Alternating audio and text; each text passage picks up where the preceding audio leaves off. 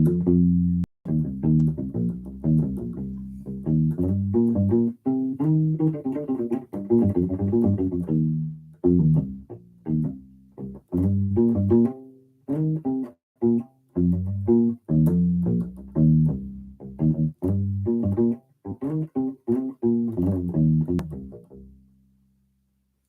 guys, Stephen Cox here, and today I'm doing another live stream.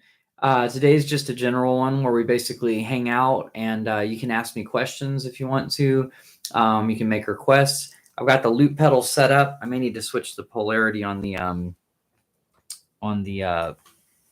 expression pedal. Basically, I use my piano expression pedal to have a dual pedal loop system so that I can stop things and re-record them without having to double click, because double clicking with your foot is kind of tricky. But yeah, I've got my loop pedal, so you can request songs if you'd like to, and I'll just kind of jam. Just let me know how the volume settings are. I know sometimes things distort on here, so I may need to turn the volume down preemptively. But I hope everybody's doing good. Feel free to ask questions, make requests, or just hang out. Just whatever you guys want to do. All right. How's the audio though? If somebody could let me know, I would appreciate it. Thank you.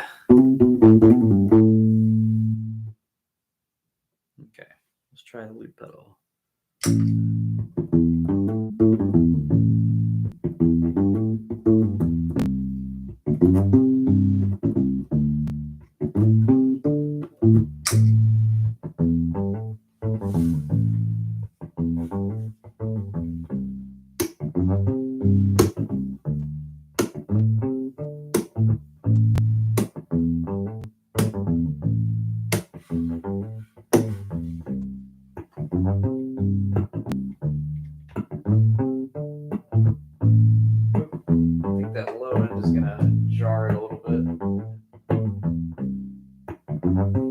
Is that a little bit better, Levon?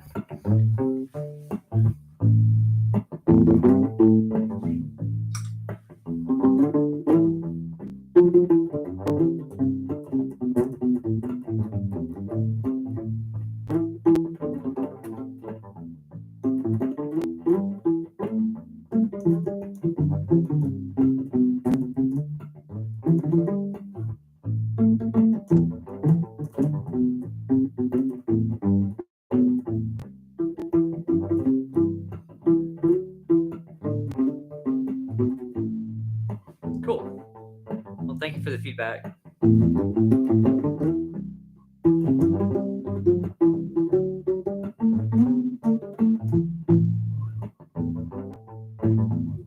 right.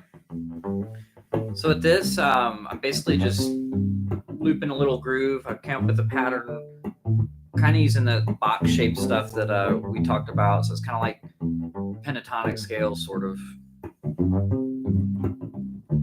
I'm kind of sliding into things because it's fun to do. I know we talked about, like with slap, you get tired of octaves, but it's kind of nice to do the little kind of sliding into the fifth and the octave. It's just kind of fun. So that's something I kind of default to when I'm kind of coming up with something. You can also use those chords if you know how to do those chords in a scale. That's kind of a good thing to do. These are just 2-note chords where I'm doing the root and the third. So I'm playing like a G down here and a B up there. So 3rd fret on the E string and 4th fret on the G. You've probably done these chords before, but it's kind of cool if you can go up a whole entire scale. So you do that for G. Then you move up to an A and you just do 5th fret on both those strings, the E string and the G string. Then move that up 2 frets, so you end up with a B minor chord that way. So first one was 3 and 4, 3rd fret on the E string, 4th fret on the G string. Second one was 5 and 5, same strings. Then the third one is 7 and 7. And then you got 8 and 9. So for the major ones, your finger is 1 fret ahead of the other one. But on the minor ones, they're on the same fret. Okay, and then we're going to move that up 2 frets, so you get the 10th fret and the 11th fret. Then you move that up 2 frets, you get the 12th and the 12th. 2 more frets, 14 and 14. And then you're back to a G up here, 15th and 16th fret. For you, bass would be out of frets at that point, but for bass guitar, you could continue the pattern. Then it would just do what it did 12 frets behind it, you know.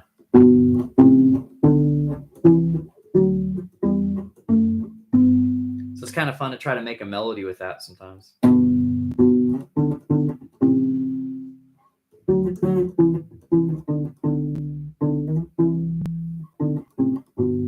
So it's kind of fun to do if you don't have a loop pedal. And I like using those chords for a lot of things. If you've heard my song Green Tea, I started with one of those. Right. And then when I go to the C chord up here, that's one of the ones from the scale too. So that's the one where it's 8th fret and 9th fret.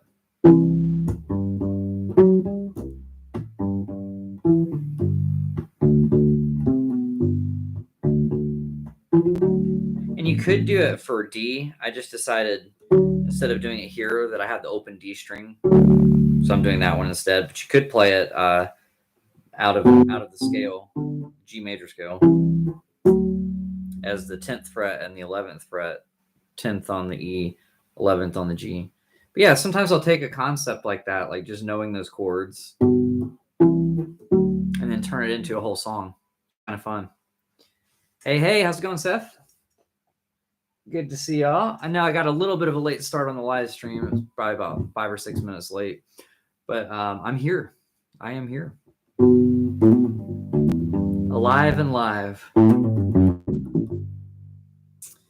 But yeah, you could make up something else. It's kind of fun, kind of combining elements of things.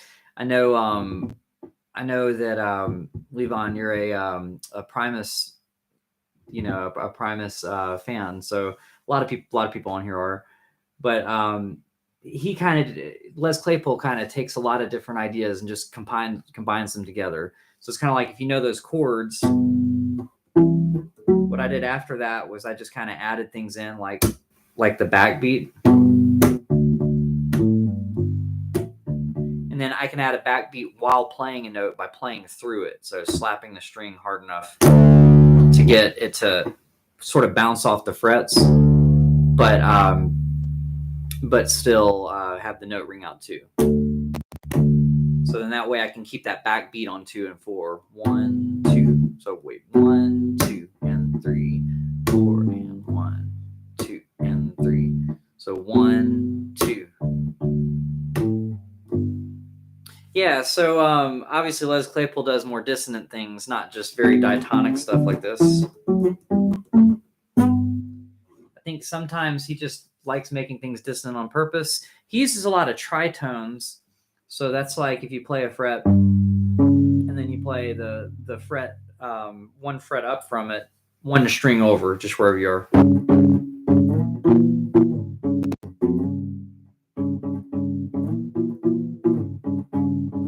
So there's that kind of thing, which I think like the South Park theme and stuff like that.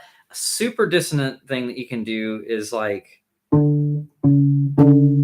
where if you found the same note on 2 different strings, but then moved one of them a note back. So I'm moving this one so that my hands end up a little closer together. Then you get that. Yeah, so that was kind of this sort of the South Park kind of thing, but it wasn't exactly right or anything.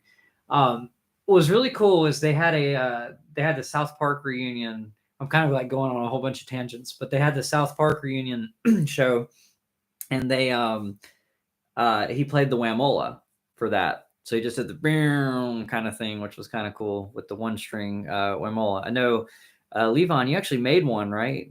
That's pretty cool. So you could play that portion of it. That would be kind of fun with the loop pedal if I had a distortion pedal there too. And hello, Franchetta. It's good to see you. If you have any questions too, just ask away. I'm just kind of like going all over the place on tangents here, just talking about stuff. Cool. Okay, so yeah, Levon, it looked like a cool show. I just saw I just saw that one performance, and I think maybe one where I think Geddy Lee and Alex were there. Did they play YYZ? I can't even remember. All right, thanks, Fran. Cool. Well, welcome aboard. Like I said, Fran, if you have any questions on the live stream, just let me know.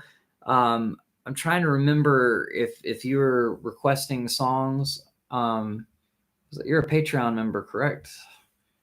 Let's see. I think it was you that was requesting the songs, right? I can't quite remember if it was you or if it was. Did you want me to go over any of the bass lines that you had asked about? I'm looking them up right now. Let's see. So I guess there was the Amy Winehouse song. What was it called? Oh, Me and Mr. Jones. I know that one has some words in it.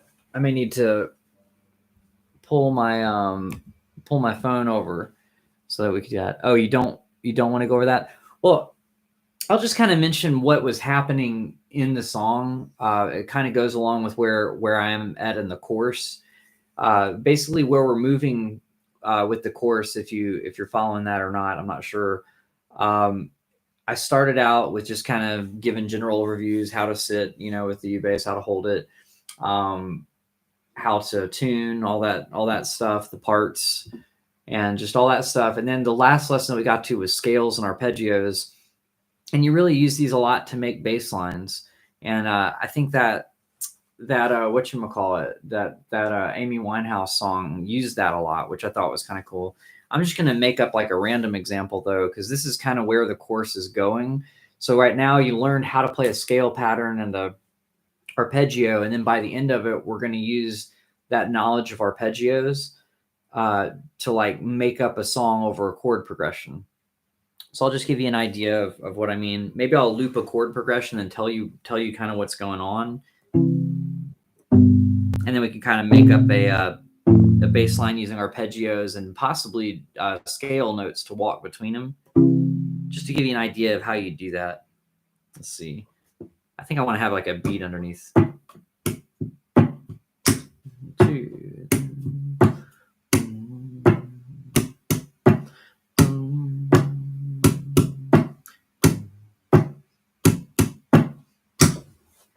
So these are not going to be dissonant chords, Levon. I'm sorry. I know you like those. Oh, I do want to still record. There we go. So I'm going to do a C major chord, then a G major chord, just a real common progression, A minor, and then F major chord. So a guitar player or piano player would be playing that part, right? And they'd have extra notes in there. Let me see if I can add the extra notes.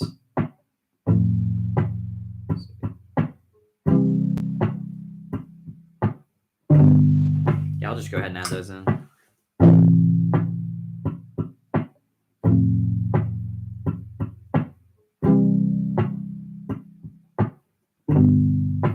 A little out of time, that's okay. Okay. So we've got a C major chord, a G major chord, an A minor chord, and an F major chord.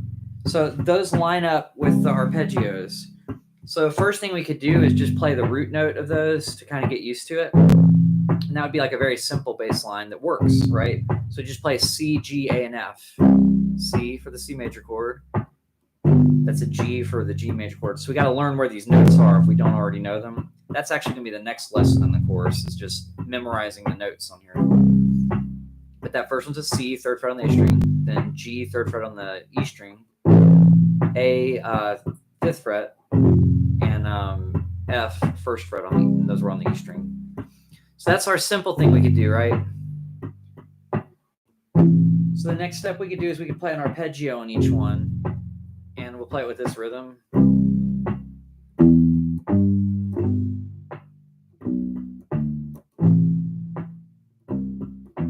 I'm not really using the patterns I taught in the course, though. So if we did that, I'd probably have to go up here.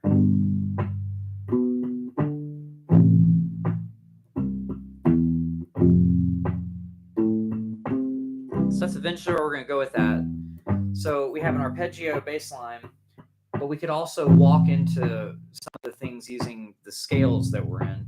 All of those chords have notes that are in C major, so I'm just going to walk between them in the C major scale and maybe just walk through some of them.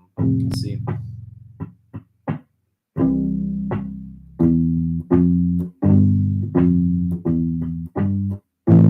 That's an example. I'll give a better example. Like, it works, but it's not simple.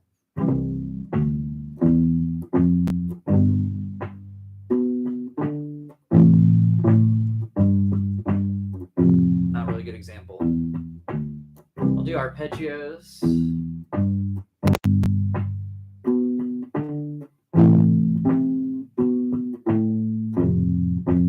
And we can use pieces of the scale.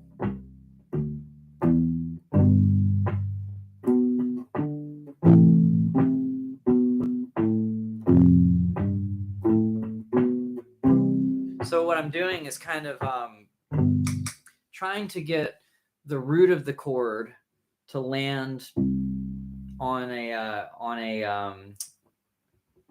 downbeat. So basically, every time hitting the chords, I'm hitting them on beat 1 of the measure. So I'm trying to make sure that when I get to beat 1 of the measure, I'm landing on whatever chord it's on, the root note of that chord, meaning the part that is named after. So if it's a C chord, I'm trying to hit a C on beat 1. And then if it's moving to a G chord, I'm trying to get to a G by the time I get there. So what I was doing there was C walking up to G using the notes of the C major scale. And then from there, I'm going from G to A. So I could just do an arpeggio there because there's not really a lot of room to walk to an A. But then I could end up on an A. And from the A, you can either walk down or up. And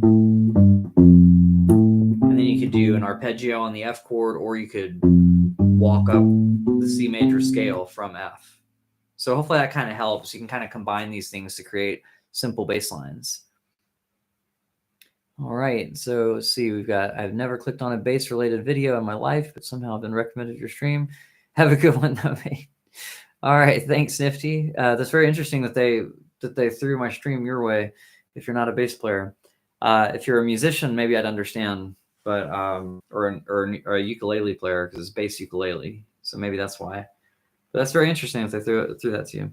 So I'm just going to try to use arpeggios and walks in the scale to kind of make this work. Let's try this. Just making a bass line, a simple little bass line.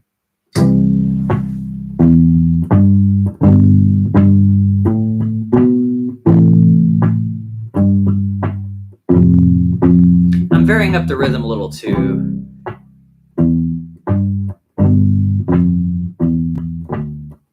That's kind of a weird one. We could just do all arpeggios. That A minor and the F. Or we could just do all walks. That's not all walks. Let me try again. How are we going to get from here?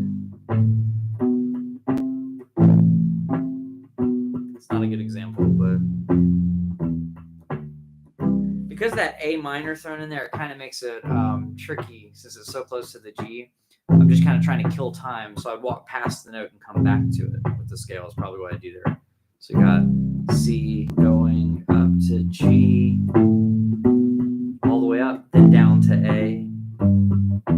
And I cheated and kind of skipped over a note. But notice that I'm all in like that grid pattern when I'm doing walks. So that's an advantage. You can kind of leave your hand in one place. Whereas when I'm doing the arpeggios, I'm moving my hand every time I'm doing a chord, right? For the A minor and then for the F, I'm shifting my hand position. So it's just two different ways of looking at it. If you're doing scale walk ups and walk downs, you can kind of stay in one place.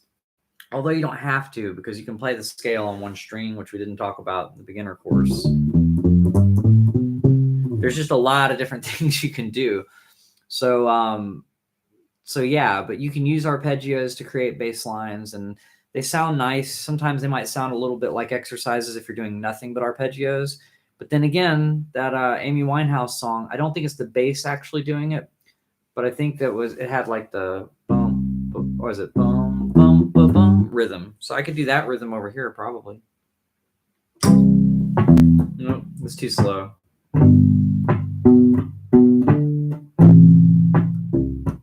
There we go, that's better. It's not really the right rhythm for the for what I'm signifying as the bass drum rhythm, which when I was looping, I did like slaps for the bass drum and pops for the snare drum, that kind of thing. Or maybe I did strums for the snare. It just depends on what I was feeling like.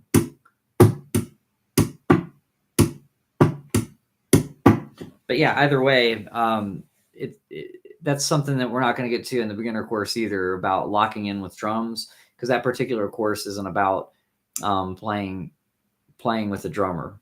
It's just about kind of figuring out your bearings on how to approach playing, probably more with like a ukulele player, because I figure most of the people that are playing U-bass probably know some ukulele players, and the ukulele players will give you probably a chord chart, or if you look it up online, you'll find something that has lyrics with the chords above it. So it's like a lyric sheet. So if you get one of those, knowing kind of what your options are, starting with the root notes and staying in time and everything, and then branching out and adding arpeggios, adding walk-ups as you feel more comfortable. That's kind of how I approach learning a new song.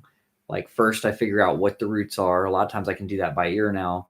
For instance, I'm playing a 3 weddings, not a wedding, 3 weddings this weekend, Friday, Saturday, and Sunday. And all 3 of them have different requests that they want us to learn.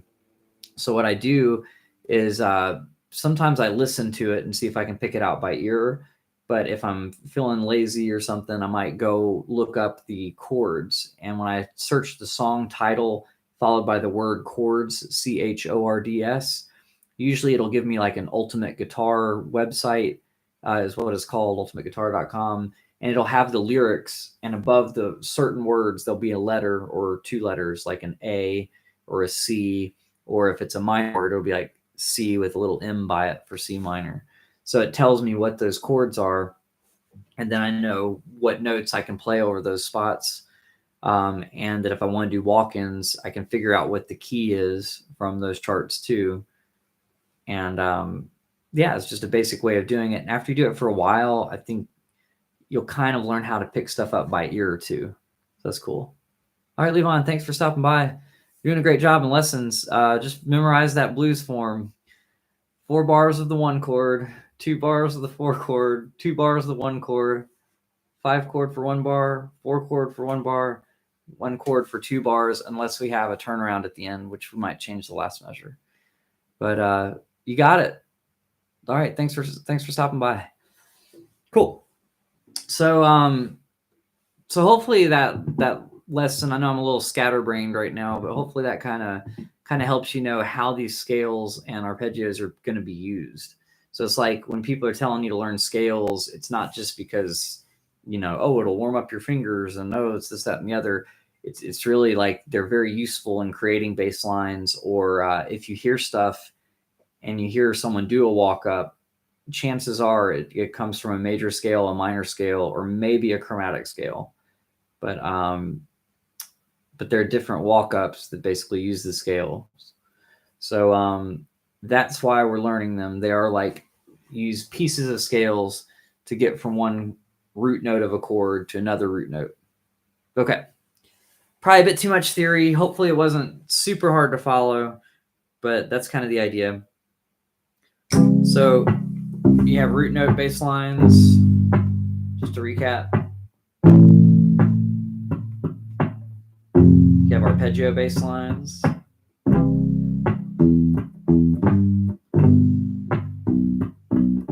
minor. And then F.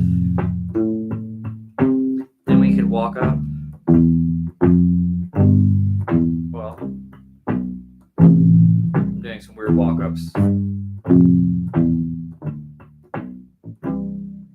to try to make them lead to there.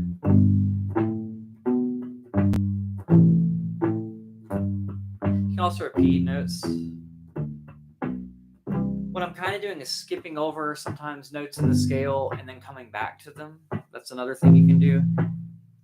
But I don't think the course is going to quite get that far. It's just giving you a general overview of how to basically approach stuff. And then what I'll try to do is link other lessons that kind of move on from there and take you a little bit further down there. So I think these are the lessons I have left. The next one's going to be on basic rhythm, quarter notes, half notes, whole notes, and their rests. So quarter rests, half rests, and whole rests. So how long to hold a note out versus how long to be quiet if it's notated in there. And that'll help when you see tabs that have the musical notation above. Even if you can't read what the notes are on the musical notation, meaning you don't know if it's a G or an A or whatever, you can tell that it's the type of note is a quarter note, and there's a type of note called a quarter rest and all these other things. And you'll recognize these symbols will be directly over the fret numbers. So you go, oh, okay, there's a quarter note above this fret number, so that note gets one beat. So if it's like a third fret note and it has a quarter note above it, which we'll talk about what that is, then, you know, it gets one beat. And if you've done like a basic music class in school, you'd already know this stuff, but it's just reminding you how to apply it to what we're doing, that kind of thing. And Seth says, like an arpeggio of the Beatles' Let It Be, basically a very slow one too. We'll see. I could play the melody over it, I guess, and we could play it super slow.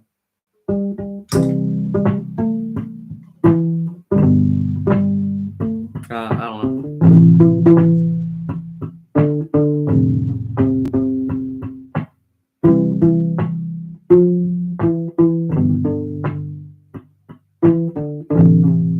Right. Only doesn't work the second time through because the chords change there. But first time through, yes. Exactly. It is a lot like Let It Be. All right. So a lot of times it's not a major scale that I'm using. Sometimes it's like a minor scale. Sometimes it's different scales. But basically when I'm coming up with my grooves, I'm using patterns like that. So you start with the major scale and the minor scale, and then you move on to these different modes. And then you can make grooves out of them and just stay over one chord. So like when I'm doing the loop pedal stuff, a lot of times I'll loop a chord up here and maybe just stay on one chord. Like the, let's say I want to do it around A minor. So I'll figure out how to play an A minor chord up here. I might leave out the A because I'll be playing that in the bass line anyway. So I'll just do the other two notes of it. And it'll sound happy until I do that though.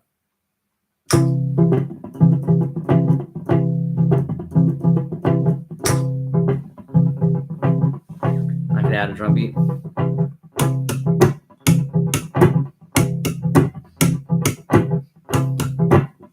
Okay, and then if I want to add a bass line, I'm going to play an A minor, so I'll just use that minor scale pattern that we learned from the course. Just come up with something.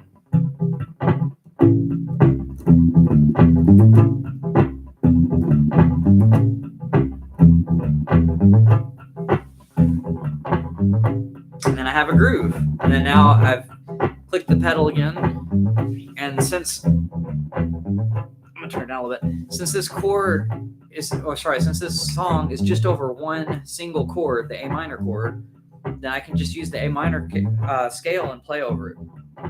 So I'm gonna, instead of doing it down here, I'm gonna start on this A.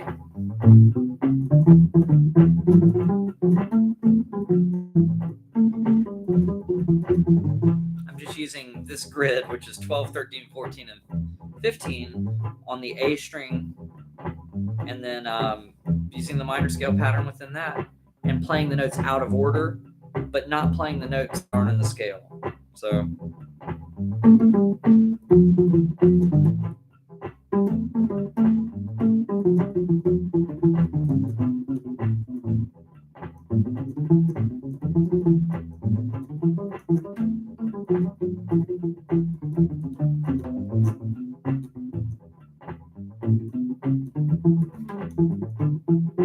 you can quote things that use the minor scale and try to throw so fresh and so clean in there. In fact, let me just take away all these loops.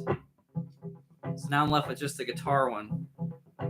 What if I decided that I wanted to turn this into a kind of up-tempo version of So Fresh and So Clean, or just a very different feel? Let's see if I can do that.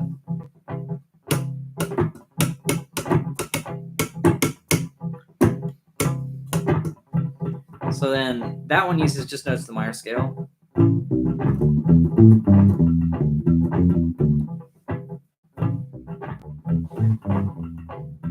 It would technically change chord halfway through, but it works. So now I could be soloing over that.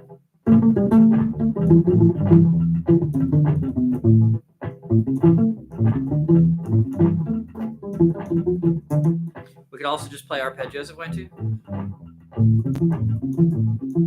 It's kind of boring though. Sorry, I'm not using the grid with the right fingers because it's so close together up here, but it would be. And I'll just say this.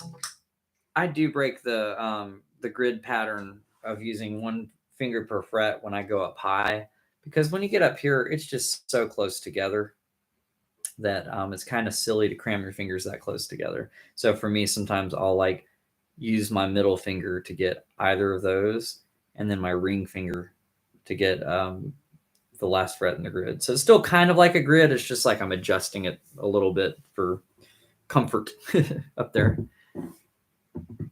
All right. So Seth says, we should do one of these streams in the future, one of those write a song in an hour challenges. We could. I mean, I kind of do the smaller version where I get y'all to give me a little bit of input to, where y'all give me a genre and then a melody, but it'd be kind of harder, I think, to write the actual song, because like every note would be determined by you guys, I think, if I got you guys to write it. So it would be like maybe I could give you a general push in a direction, like, hey, try, you can choose from this scale or this scale instead of just something completely random. But where you guys could name what chords to use or whatnot for the song. That'd be kind of fun. But I don't know. But that's a good idea. One of those write a song in an hour challenges. I think I'd have to have like the stream set up differently to where I could record what's going on the computer, so that way I could like save tracks instead of just doing the loop pedal. But yeah, that's basically the idea on how to use all that information and how I use all the information in the course, plus some more to do these loop pedal jams. Obviously, I have a little bit of an idea of what a drummer plays. It's not a lot, but they have a bass drum, which they use their foot to play. They have a pedal on the floor. And that's the one we lock in with the most. So I imitate that thumb hitting the string, because it has a kind of a low pitch kind of thud to it, depending on where I play on the instrument. And then either this, where I strum the strings outward as a snare drum, or a pop. So when I come up with loop pedal things, those are the general things that I'm doing. So slap, strum, slap, slap, strum. That's kind of a real common one, which would be like bass, snare, bass, bass, snare. Like we will rock you is just bass, bass, snare, bass, bass, snare. So I just go slap, slap, strum, slap, slap, strum. We will. But just kind of knowing basic things like that, so that when you're doing slap bass stuff, even when you play notes,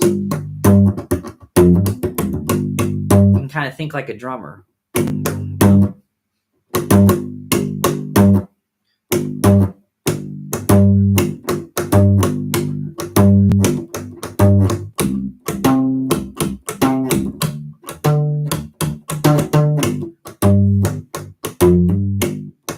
So a lot of times the snare drum will hit on beats 2 and 4. It's like 1, 2, 3, 4, 1. So then I'm adding a different bass pattern, but the snare is still on 1, 2, 3. Oh, sorry, 1E and a 2E and a 3 and a 4 and a 2. So it's like the pops were still on 2 and 4 to kind of give you a simulation of drums, sort of. And then sometimes we'll mute the strings, so you have more of that percussive sound, more like drums. There's a whole bunch of stuff in there.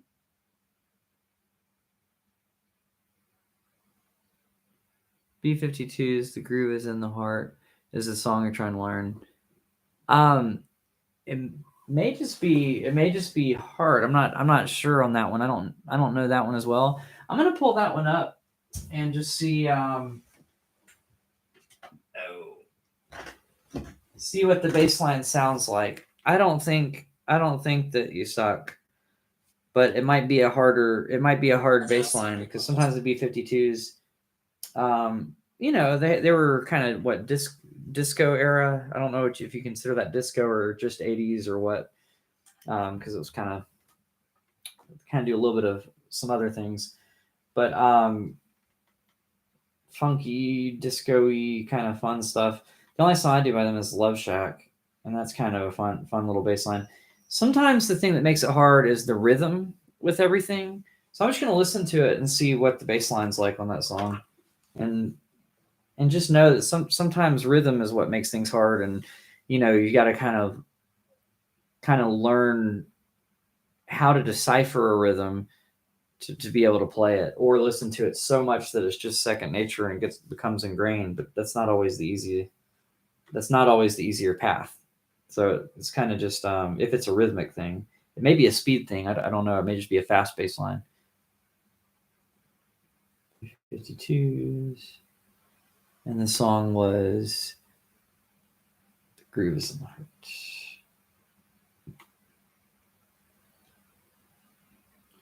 It's a good name of a song for a. Okay, let's see. You said that was the B52s? I'm seeing Differs as a song with that name.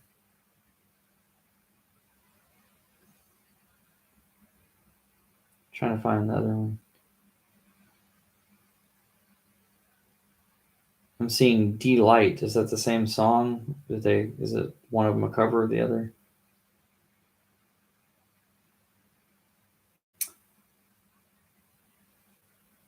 Oh, you said one's a cover of the other one? Okay, let me see if I can find the original. Or is it the Delight? Okay, just Delight. Okay. I'll just pull it up.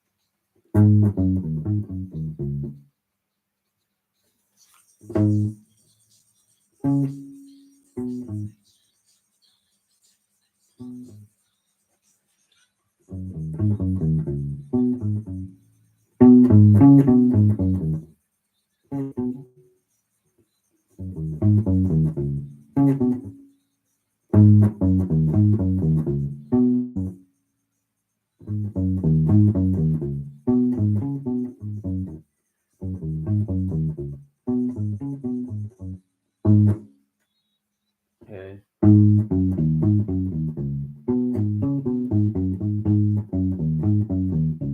Okay. Is that the right line?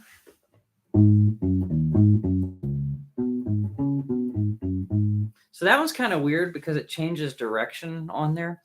One thing is like we were talking about like the grid and the chorus and everything. So for me, that one actually just uses 2 different frets. So what I'm doing to kind of figure out what set of frets to play on, I'm kind of it started on this note, and so I just kind of assume that's what it's kind of all centered around. It almost sounds like it's using the kind of A flat minor scale, but anyway, I'm using my grid would be like the 4th fret, 5th fret, 6th fret, and 7th fret, but I'm only using the 4th and the 6th fret. So what I'm doing there is I'm using my ring finger to play the 6th fret on the D string. Then I'm playing the 4th fret on the D string. Then the 6th fret on the A string. So notice I'm like still got my fingers assigned. So it ends up being ring finger, index finger, then on the A string, ring finger. So, and then I don't know if I said all that. So 6th fret, 4th fret on the D string, 6th fret on the A string, then back to 6th fret on the D string, 4th fret, still on the D string, then 6th fret on the A string, now 4th fret on the A string. So just getting that much of it. Okay, so that's the first part. I wouldn't go past that until you have that down. And the rhythm's kind of interesting, right? So let's see, 1, 2, and 3, and 4, and. So bum, bum, bum, bum, bum, bum, bum. But you have to do a lot faster than that. And I think that's the thing. You're probably jumping in trying to play at full speed. And I would definitely recommend slowing it down, learning it, because like you heard that I had to listen to it several times before I was able to play it. So it'd be easier to start with it slower. And if you don't know how to slow things down on YouTube, usually there's a settings option. Sometimes it's like if there's a little, the little wheel that you can click on, and for changing the settings, you could change the speed of the song under there. So you could change playback speed if you figure out how to do that. And you can set it to like 75% probably for this song. 50% might sound a little grainy and weird and separated and might not be that much fun. But 75% speed might be good. Or still might be a little too fast still. But just having someone that's slowed down the line like that. Bum, bum, bum, bum, bum, bum, bum, so that you can play along with it. And then I think it was, but I just want to double check to make sure I'm playing it right before I tell you.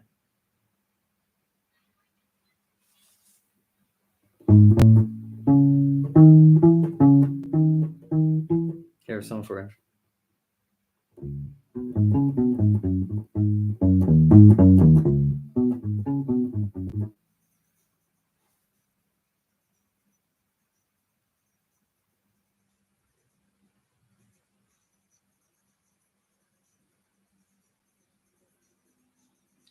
I almost think the first note might be the lower one. Might be like, but anyway, I think it could be both. That'd be an interesting thing for the first note to hit the 4th fret on the E string at the same time as the 6th fret. Still the same grid, just playing both those notes at the same time. So you might pluck with the thumb on the E string and then play the 6th fret with the middle finger. I'm kind of just playing both those. It kind of sounds cool. But I don't know. You could just play it there. So after that first half, then we jump up to the, let's see, we jump up to here. So the second half of it is,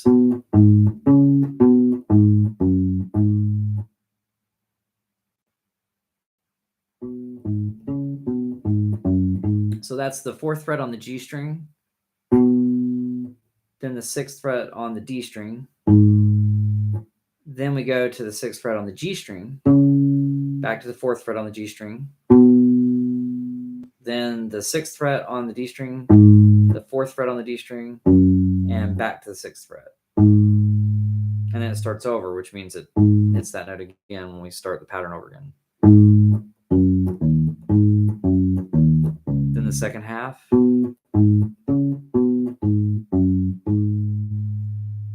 So then knowing which ones to hold on to longer, like the first note's a little bit longer than the other ones. So it's like long, short, short, short, short, short, long. So that's why I'm splitting them up there. And then we've got, so, all the rest of those are short. So it's long, short, short, short. That right? So long, short, short, short, short, short, long, short, short, short, short, short, short, short. So just knowing that there's only 2 long notes in that whole pattern kind of helps. and that longer note is really a short note followed by a rest. We were talking about how we're going to talk about that next time on the course, where we have rhythms where you have notes that you play, but then you also have it notated out how long to not play. And that's an example of that, because that gives you a chance to shift up to the next note.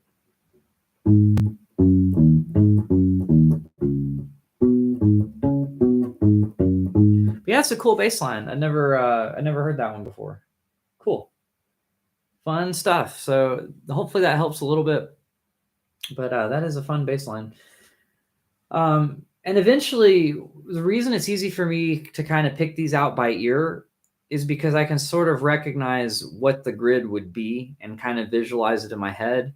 And if I can't do that, then sometimes I'm using learning things by ear, so I know the different scales, how they're supposed to sound.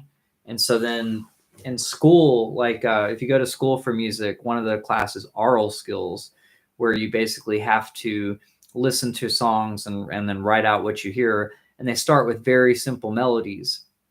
And one of the ways to pick the notes out is just hearing the different intervals. So knowing the difference between going from here, bum, bum, bum, bum, and going from there to an octave, bum, bum, or fifth, bum, bum. Well, my singing is not that great, but just being able to hear those things. And then you start trying to just hear it in your head instead of having to hum out loud to figure them out. Sometimes I still have to hum out loud to figure certain ones out. And then with the scale patterns, if you start recognizing scales by ear, you can recognize if 4 or 5 notes are coming straight from, the order of the scale or not. And then you just got to figure out which scale it is on the instrument. So there's all sorts of little things like that make it easier to pick stuff out by ear. But I almost feel like having some sort of reference point of comparing what those sounds look like visually on the bass kind of helps some people. For other people, it's a piano. They might picture a piano in their head while they're doing this. And then for some other people, they don't have to translate it into an image like that. But for me, I'm kind of visual, so that kind of helps. How about this song? Is Not Chicago by Soul Hawking? Huh. I'll check it out. I've never heard that song. Whoops. Dropping stuff over here. Let's see. And the reason I'm wearing the headphones is because I know that the YouTube could trigger the copyright thing if the audio is on there. So if they're too loud, it probably still could, but it doesn't matter that much. They probably wouldn't take it down for that. They would just kind of they would just demonetize it. So Is Chicago Is Not Chicago? That's what it's called. Okay, let's hear it. Let's do it.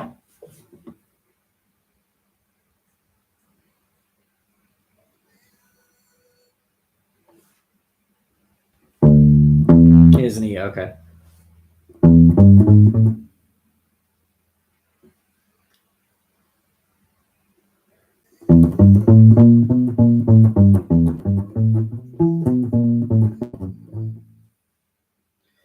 Blues scale, huh? There's a little more bounce to it than I'm doing, but I'm just going to get their basic notes first.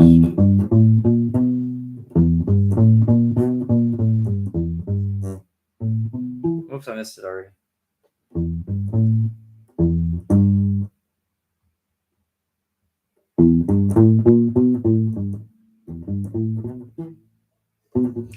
Okay. So I could immediately tell right there. I'll get to the chorus in a second.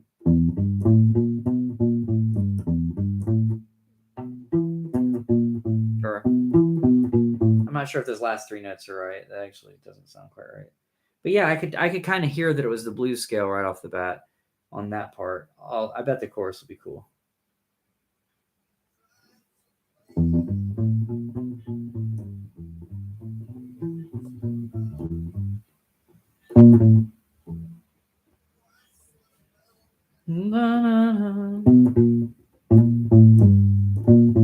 So I think it's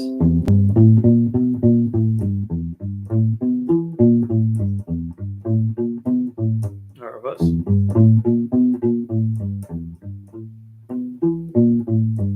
way down, he's jumping down from the octave to the blue note, which is kind of cool. But then he has a lot of bounce to his playing, which I kind of like. And it's an octave lower than that. I'm just using the octave up to pick it out. He's got those ghost notes in between. So I'm not sure which way he's throwing them in, but he's throwing in some ghost notes to make it bouncy.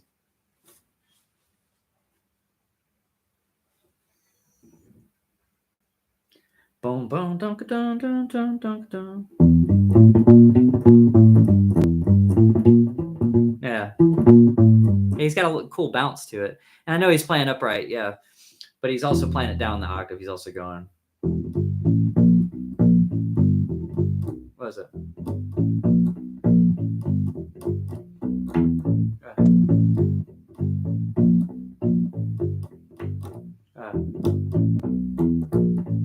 And I'm trying to figure out if it's a blue note on the way up or not.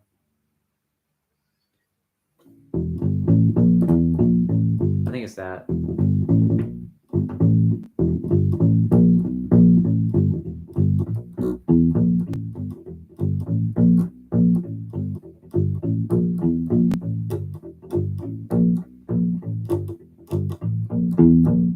Yeah, I like that.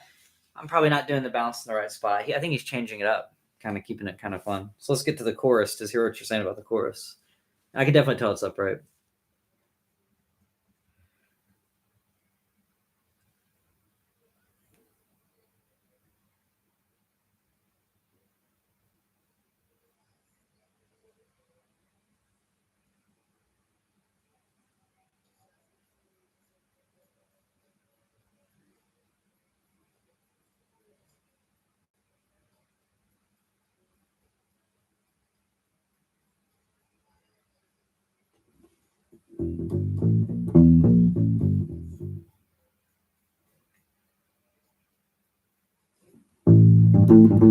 No, that's not quite right. Let's see.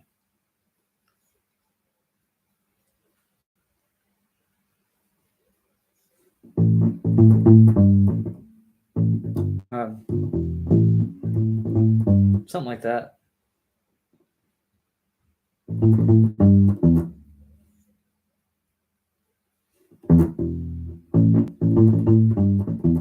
Something like that.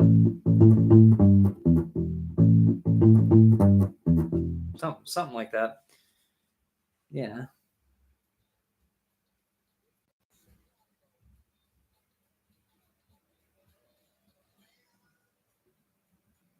And then he did do the line before going back down to the lower part. That's cool.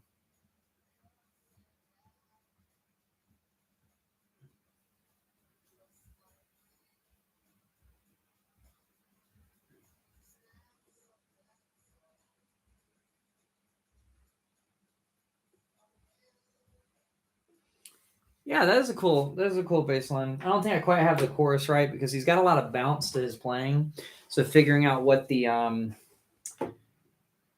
where he's doing that would probably take me a little more time. It's a real feel thing. It's kind of, let's see if I can do it on the upright.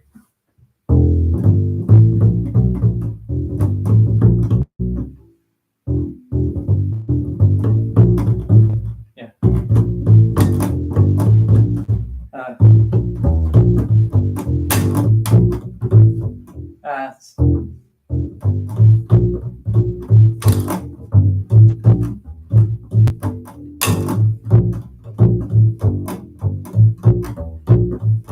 think it's like that. I may have one of the notes wrong. Listen to it. I'm just not playing it in tune.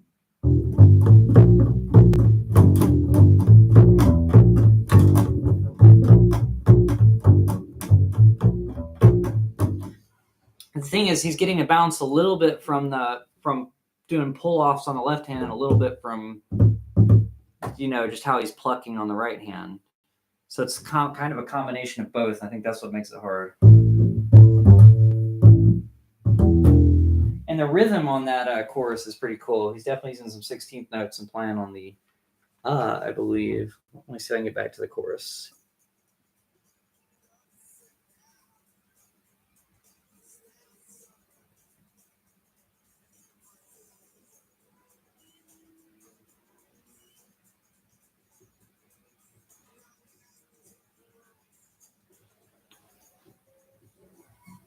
Boom.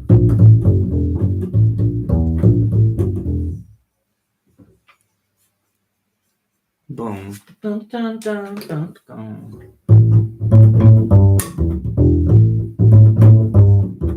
So I think he's playing this. I know you can't see the upright. So an upright bass is a lot different than a U bass. Obviously, the body kind of starts. I'm just letting other people know. I know Seth. I know you know this stuff, but where the body starts when you kind of put your hand down here, wherever your pointer finger would be when your hand's in this position, where your thumb is right where the neck meets the body. You either have a D neck or a E flat neck, meaning that note's either a D like mine, or when you do that, it might be an E flat for some basses. But I think he has a D neck, and he's just literally able to find the A on here because all he's having to do is slide down to there, so that makes it a lot easier to play. So that kind of helps a little bit.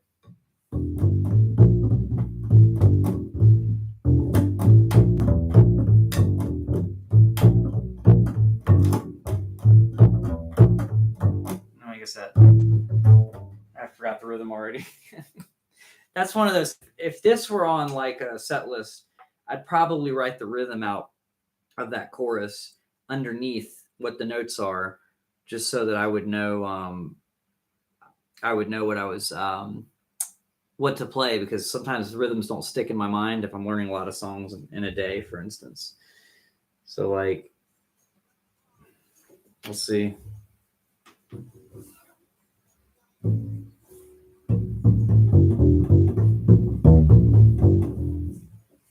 I went back too far.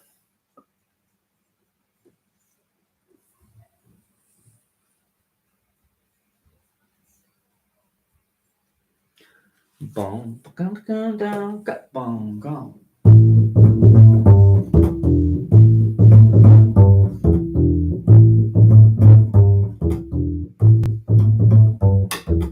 That's kind of cool. 1 E and a 2 E and a 1 E and a 1 E and a 2 E and a 3 E and a 4 E. So he's on the and the E here. It's very, very syncopated.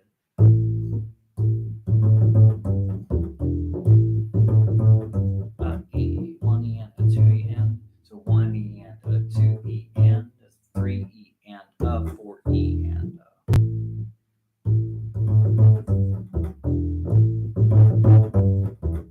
yeah. So that's what's cool about that one. Very cool bass line. Thanks for sharing that. But yeah, that syncopation, staying off of even the eighth notes and only playing the 16th notes in between them, is a common funky, fun thing to do. And it's hard. It's kind of hard to get the hang of, because it just feels like you're so much on the offbeats, you know. But it is a lot of fun to do. Very cool. Yeah, I like their sound. I like the I had not heard of them before, but kind of the gritty vocals over the over that cool bass, kind of upright. I'm trying to think of what it reminds me of, but yeah, I like that sound on the bass. He's got a kind of jazzy background, you know, on the upright. But I like that sound.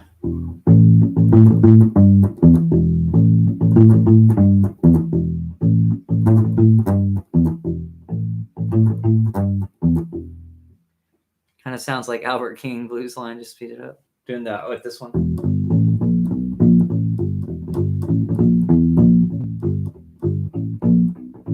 Yeah, there's that one. I mean, that is the blues scale. He's literally just taking the notes of it and applying it that way. Hey, Vicky, how's it going? I hope you're feeling better. Thanks for stopping by on the live stream. If y'all don't know, or y'all probably don't know Vicky, but you know the band Rush. So Vicky is the singer in a very good local Atlanta Rush tribute band called the Spirit of Rush, and yeah, so they play a lot of Rush stuff, and unfortunately, she's feeling a little bit under the weather, and they had to cancel one of their gigs that's coming up. But I'm sure they'll have plenty more soon. And it's cool of her to stop by. So if you see her in the chat, her band is called The Spirit of Rush. If you look them up, they're probably on Facebook and some other things. But she's just doing she's got the vocals down, and they've got a separate bass player, so it's a little bit different in that regard. But she nails it, and so does the rest of the band. So worth checking out.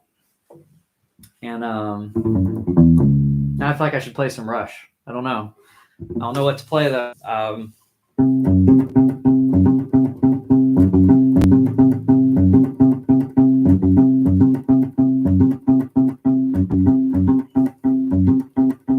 Short version.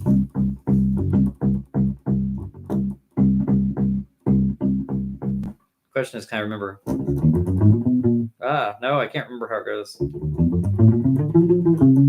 That's not in the right spot either. Oh well.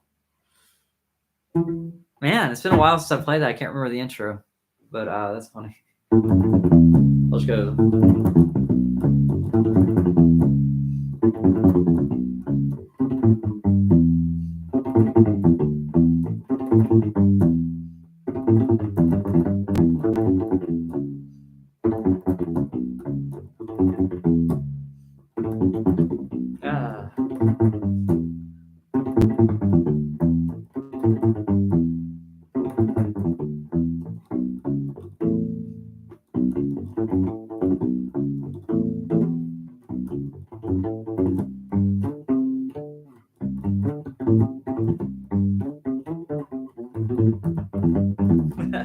You practice that part again.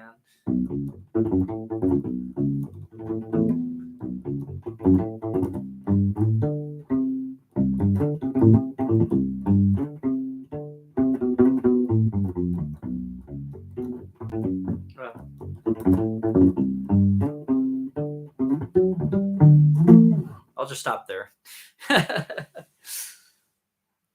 I guess you need the Canadian accent, but also you got to sing really, really high pitched, right? So she does a really, really good job on all that stuff, and she's like the biggest Rush fan in the world. So I think she actually got to see Geddy Lee and Alex, right, on the didn't they do the Taylor Hawkins tribute show that you went to go see? I believe they were there, right? Anyway, it sounds like it would have been awesome to be there. And I wish I had known that they would have that they were going to do the South Park 25-year anniversary. That would have been really cool to go to as well, because who knew that they were going to pop up and make an appearance? I don't know if that was something that people knew beforehand or not, but it's very cool that they were doing all that. Awesome, Vicky. I'm glad you got to go. I hope you feel better soon. And I'm guessing that something related to either the travel or the show may have been how you got sick, but I hope you recover completely very soon, and that you get to go to more awesome shows and you get to play more awesome shows. And hopefully I'll be free on one of the days and be able to make one of the awesome shows. This has been a while since I've been able to make it out to see you guys, but they always do a really good job. So very cool of Vicky to stop by. I'm trying to think of other ones.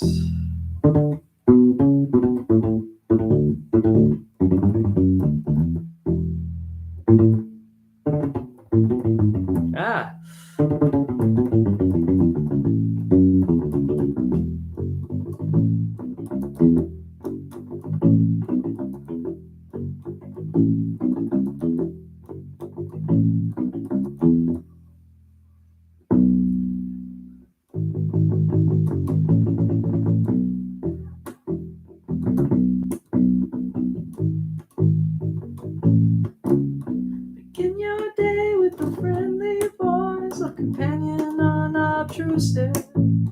Plays that song that's so elusive, and the magic music makes you almost... Yeah, I'm not really gonna do that right now. I don't think my voice can do it as much. But yeah. Oh, that's right. The whole back when Vicky was learning how to play guitar, because she does that too. Not in the band as much, but she does play, and she plays pretty well. and she was learning from somebody that was teaching out of the same, basically not the there wasn't really a place we were teaching out of, but she was taking lessons from a guy named Sean Shuffler that was really awesome. And I was teaching through the same company. That's the word I was looking for, same company. And so they had this idea to get all the students together, and they basically play a song or multiple songs being backed by the band of teachers. And it was very cool. And we did some Rush songs because Vicky wanted to, and there was I believe there was a drummer there that liked doing some progressive rock stuff too. I hope Mark's doing good. Vicky, if you see him every now and then, or if you talk to him, tell him I said hey. But yeah, I appreciate you stopping by. It's fun kind of going down memory lane and remembering all those things. I remember I learned Limelight because of that, and then I don't know it as well now, but I remember I had to like write it all out because at the time I don't think I had this book. It might have been the reason I ended up buying this book, but I don't think I had the book at the time, so I literally had to like make a note all the way through for Limelight for that whole thing. Forgot that this was sitting right here.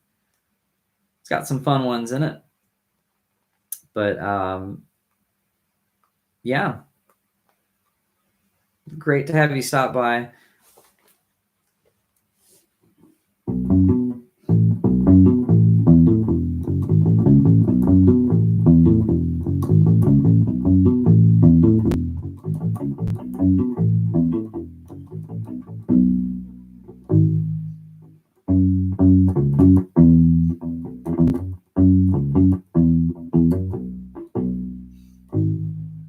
And then yeah, I'm not gonna go through all that, but yeah, it's fun going through Rush songs. It's all still challenging for me, and I'm glad that you got the musicians together to form this band, because I know it means the world to you.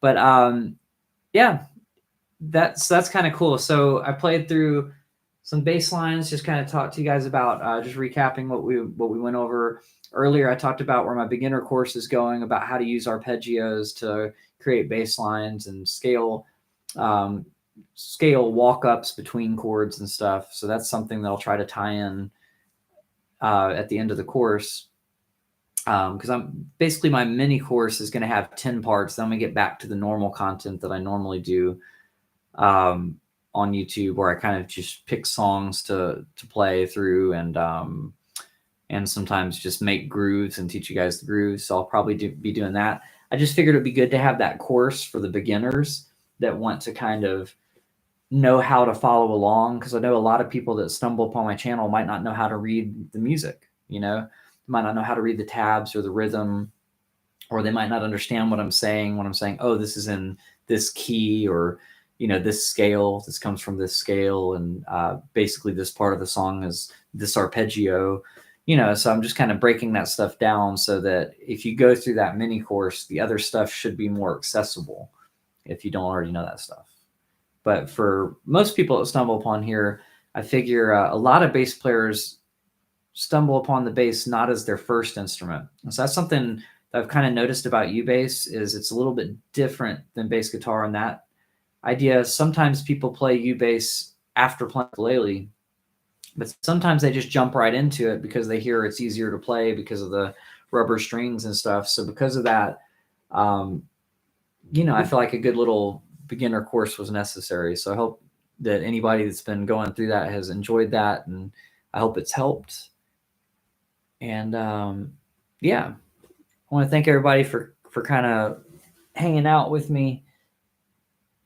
Oh, I know this is a very scattered live stream, but I think I'll do at least one more loop pedal jam before I go. Does anybody want to give me a genre or a key to try? So I'm going to try to use the loop pedal. So, you just give me like basically a genre: blues, reggae, pop, rock, hip hop. It could be anything. 80s pop. How would I make it sound 80s? That's a good one. I know what, okay, so we've got 80s pop. What key? Someone else give me a key. I'm going to try to figure out how to do that. How would 80s pop work? I'm trying to think what I can do to make it sound like that. What about a mix of genres? Okay, so we got F sharp, 80s pop. So the reason I only kind of bring in one, I mean, fusion's kind of a genre, so I could, do like jazz fusion's kind of a mix between jazz and funk. So that would be kind of like a combination of genre. I'm trying to think of 80s pop though, how to make it sound 80s. Like a really big sounding drum thing. So I'll try to keep it simple but big sounding for that. Bowie. So if I can make something that sounds kind of like Let's Dance but isn't dance, so think dun, dun, dun. That is Bowie.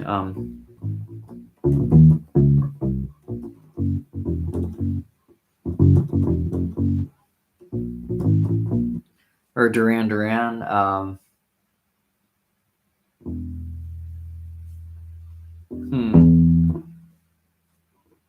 I just don't have all the echoey effects and all the other things to do that, so I'm trying to think of how to make it work. I'll just get a drum beat going first. I think I can do that.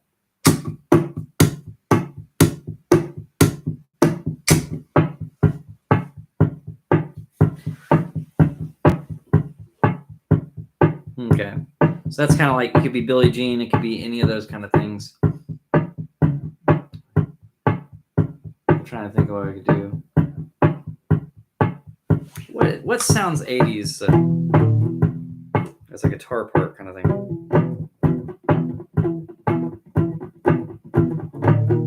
Not that. I know a lot of people do that like 60s.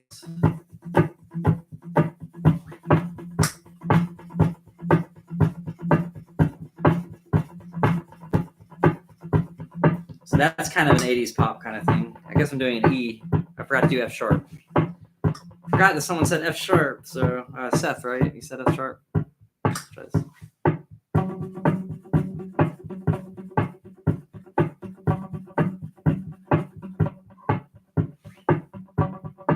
So it could go a lot of directions with this.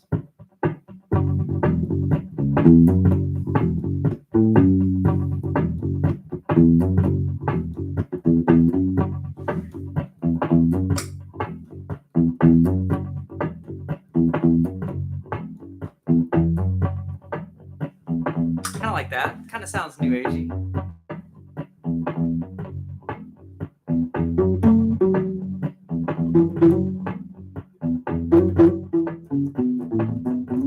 Hope you don't mind that chose F sharp minor.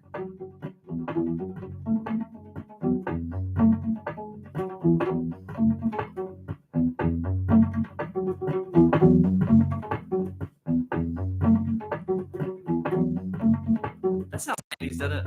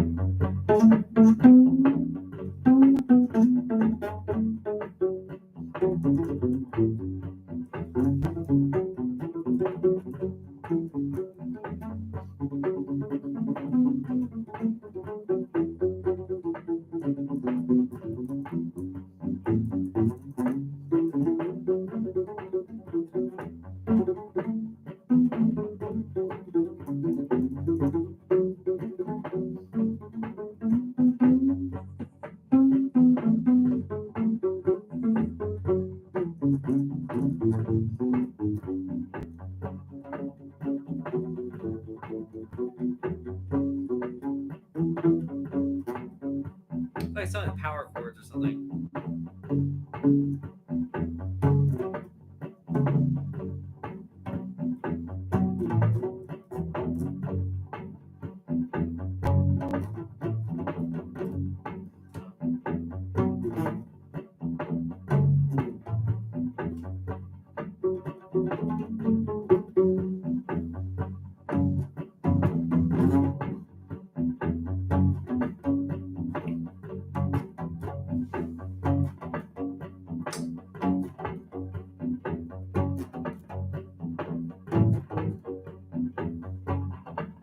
All right, that's probably enough. I'm gonna fade it out now.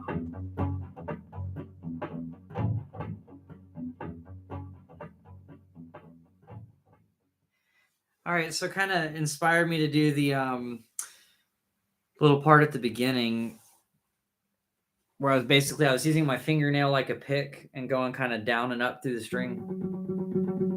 And then I was muting the string a little bit by I had this finger lightly touching in front of the other one. So instead of sounding like this, I had a slightly muted sound. So I was just barely touching it, not pushing down on it, but it's pushing down with this finger and then lightly touching in front of the fret here.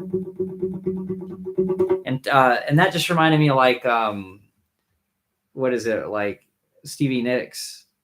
What is it? What is that? What's the Edge of 17? I don't know what the name of the song is, but that has that, and then a whole bunch of 80s stuff just has some like 16th note thing just kind of going on through it. So I figured if I had that on there, then I couldn't go wrong. So then I just came up with some bass line, and I just used basically just that box shape idea. So it's kind of like the minor pentatonic, but without the part that makes it minor, just kind of, so it's kind of ambiguous. So I could decide later if I wanted it to be minor or not. So I left it open-ended with the loops so that I could do that. And yeah, then I started just kind of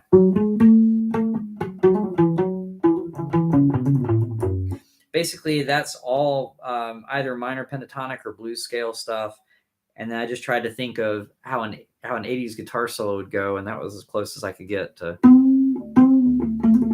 you know, all that stuff with the bends and the so that was kind of the thought process, and that's kind of why I can just do it on the fly. Is sometimes people will mention things about genres and it'll stick in my head, and I'll be like, oh, okay, so I can make it sound 80s by doing this, I think, you know. And the beat, I think I was thinking Billie Jean, you know. Dun, dun, dun, dun, dun, dun, dun, dun. And then I was like, I don't want it to sound like Billie Jean, so I got to do something other type of 80s on top of it. So that was kind of the goal. But that was a really, really good one. I don't think anyone's ever asked for 80s before, so that was kind of a good challenge for me. Very cool. So thank you guys so much. Yeah, and I started thinking Eye of the Tiger at a certain point because it's another one of those songs that has that whole thing. So then I tried to do the power chords because I was thinking Eye of the Tiger. But I was trying to not make it be Eye of the Tiger, so I tried to do a different rhythm and not make it exactly the same. But that's totally where I was coming from there. And then Seth said Van Halen. I wish I'd seen that because I probably would have done over it. But oh well. I mean, I guess I could just recreate the loop right now.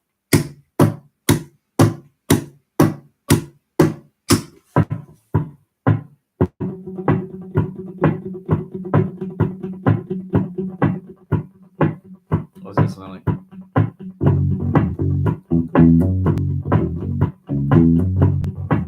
Something like that.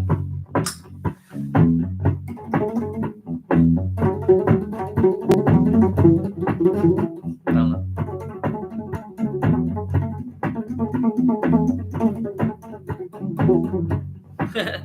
I forgot I should have done tapping to make it sound even more 80s. There you go. But it would sound better probably if I had a distortion pedal and some other things. But yeah, thank you for that. That was a fun suggestion. I know I kind of skipped over someone else's. So Bob said, "What about a mix of genre?" That was kind of mixing things, I guess, a little bit because I had different elements of the 80s all thrown into one. But yeah, mixing genres is kind of hard because a lot of people have already done that. So making it sound unique is kind of tricky, really, with anything. So sometimes it's fun to just model it after something. But yeah, I had a little bit of just handpicking my favorite ideas from the 80s and just kind of doing that. Guys, thank you so much for hanging out. I'm gonna go ahead and call it a night. But Vicky, Seth, Fran, Bob, I know that Levon was here earlier, and everybody else that I'm not quite seeing the comments from, or if I skipped over anything. Thank you guys so much for hanging out. I hope you had a good time, and I hope maybe even learned something just from all the random chats and all the random things that happen. I'll be doing this really the first Thursday of each month, unless I have a gig on that Thursday. Then I usually move it to a different one. But this month was the first. I believe next month will also. I'll have to look at the schedule. I might actually have a gig that day. But either way, I'll either do it the first Thursday or usually the second if it's a busy one. But I'll try to let you guys know. So thank you guys so much for hanging out. The rest of the course will be coming out before the end of the year, and really just in the next couple months. It should be probably through it by the end of November. The plan is to get through that by the end of November, and then try to do some sort of holiday thing. So hopefully that'll work out. But thank you all so much for hanging out, and I'll see you next time. Cheers.